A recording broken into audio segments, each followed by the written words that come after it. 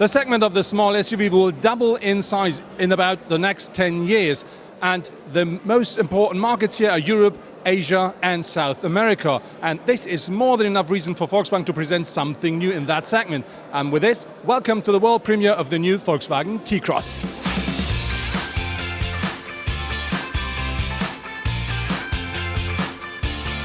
The front of the Volkswagen T-Cross presents itself in the typical new Volkswagen SUV look. And so the T-Cross is about 11 centimeters higher than the current Volkswagen Polo. The narrow headlamps, optionally available in LED technology, frame the wide radiator grille. As with its brother T-Roc, the T-Cross fog lamps are framed by daytime running lights. On the side, the first prominent thing is the line on the vehicle's shoulder. In addition, the wheels, which are up to 18 inch in size, ensure a solid stand. With a length of 4,11 meters, the T-Cross is about 5.4 centimeters longer than the Volkswagen Polo.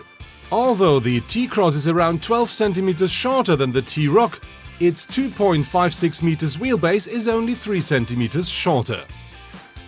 If you look from behind, you can very well recognize the heavily worked out shoulders. In addition, a reflective band now extends across the rear, connecting the taillights held in LED technology. Welcome to the interior of the new Volkswagen T-Cross, and as you can see, because of the big wheelbase, I really do have more than sufficient space, even though I'm a tall person. And behind me there is still enough space, let's say, for a smaller one, but if at the front seats there are standard persons, I think more than 4 people would sit here very comfortably. The car in here is very modern, very fresh, and one new thing is we do have an active info display, which means a full digital cockpit in the car, optionally of course. We do have an up to 8-inch touchscreen in here, and you can really individualize the car the way you want.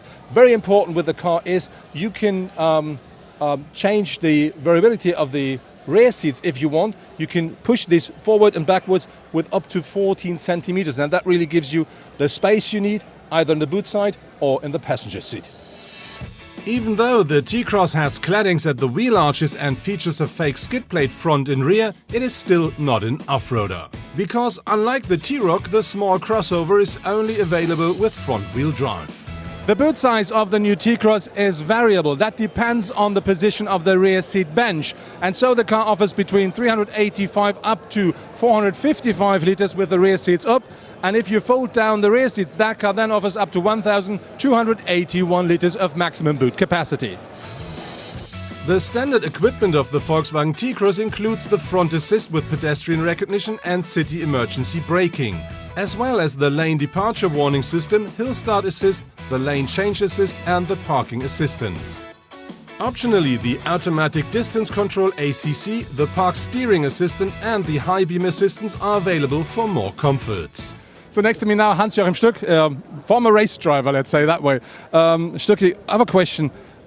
We do see that new Volkswagen T-Cross here, and I have a bit of a problem saying, okay, this is the T-Cross, this is the T-Roc, this is the Polo.